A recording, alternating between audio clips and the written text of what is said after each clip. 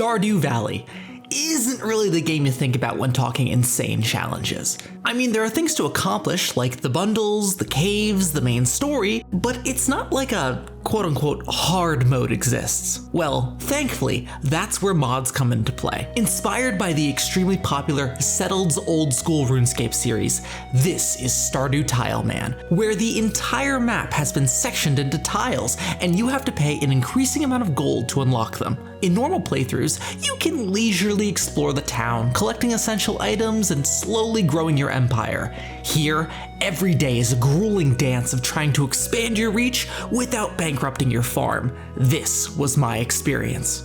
Now, going into my first playthrough, I wasn't totally blind as I had tested the concept out on stream, Tristan Gold TV on Twitch, to see exactly what was possible on my first couple of days.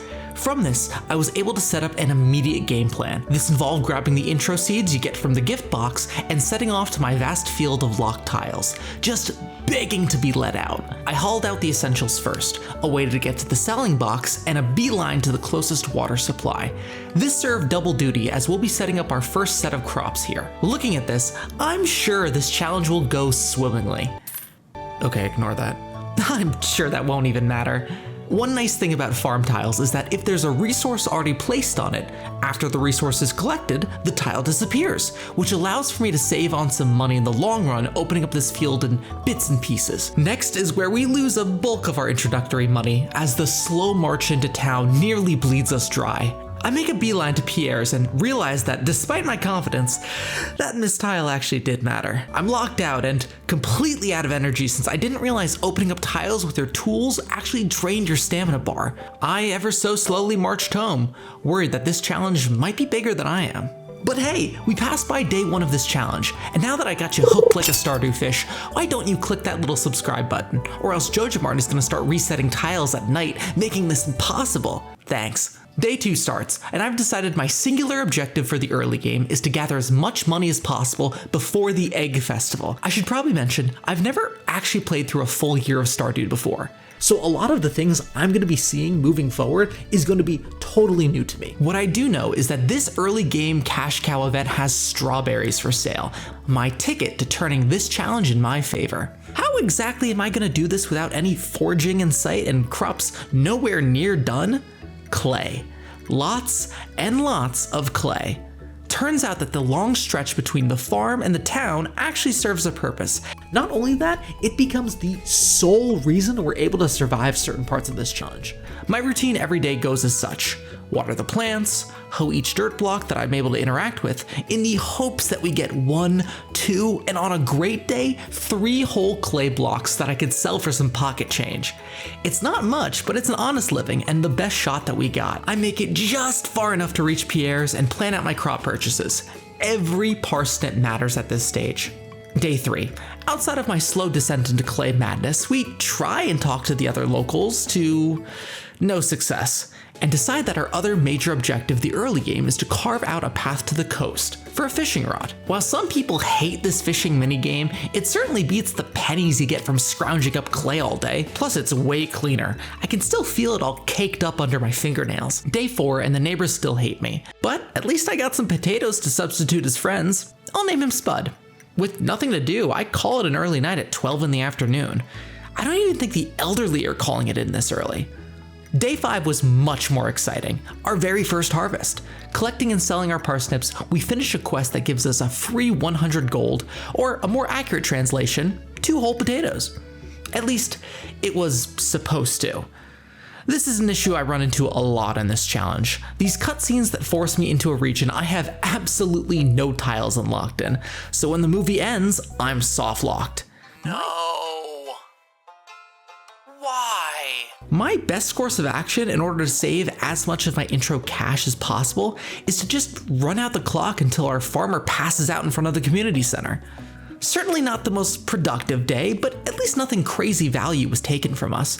Only 12 gold. With us back in the saddle, I'm able to harvest more of our crops and grab all the potatoes to kick us into high gear. With these planted and a week until the Egg Festival, I end on a very happy day. Day 7, I grab some more parsnips. I spotted tile. Well, the ones I can at least. That tile stole my parsnip. And on day 8, we grab the absolute last packet of seeds we can. The next week's day-to-days are depressingly simple. Wake up, get our hands dirty sniffing out clay blocks, selling our produce that's ready, and hoarding as much cash as we can. I'll take that. Whoa, okay, 1,200. Never mind, we are sitting pretty. Oh, I also got a cat at this point, but I'm sure that won't matter. Day 13, emergence of the Egg Festival. This is what we trained for. We wait for the party to start up with some last-minute clay farming, and when it's time, this is what I'm greeted with. It reset all the squares? Oh no. So I can buy 15. Okay, I bought 15. I don't know if I can finish the game now, actually. Did I soft lock myself? No, come back, Shane. I still can't be friends with Shane. No, come on! Come on! Okay, yes, I may have soft locked myself the first time around. At this point, I legitimately don't know if I can even complete the game. So with a little help of some save scumming, we take on this challenge again. Normally, I just let myself white out, but I legitimately think that's not even possible since I can't even reach the rest of the cutscene. On our second attempt, I'm a lot more mindful of my tile placement, knowing what's at stake and being exceptionally careful. I'm able to buy the maximum amount of strawberry seeds while still escaping the Egg Festival's clutches. In the dead of night, all of our strawberries get placed and we go to sleep the latest we ever did. Well, on purpose, of course. The next week, we're basically back to being a pauper with little to no money to our name. While the golden egg that is our strawberries take their sweet time, I decided to place all of our literal pay dirt from the clay into investing in a walkway to the sea. This is pretty successful, and aside from taking one day to open up the farm a little bit and make a chest, I carve out a pretty serious dent in this pathway. I wouldn't say it was always optimal though.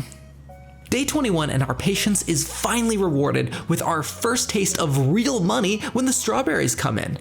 Mind you, for the past week, I've been working off a pittance of 30 to 60 gold a day, so when I got to see that 1,700 gold payday, I was ecstatic.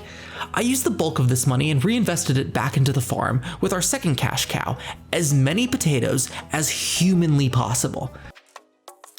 Why is it constantly trying to undermine my progress? The rest of our pocket change continues the slow march towards our new life as a fishing mogul. The next few days, our work continues. The local populace celebrates a flower dance, but at a risk of getting soft-locked again, I avoided it like the plague and continued my quest to Atlantis. The farmer, he yearns for the sea.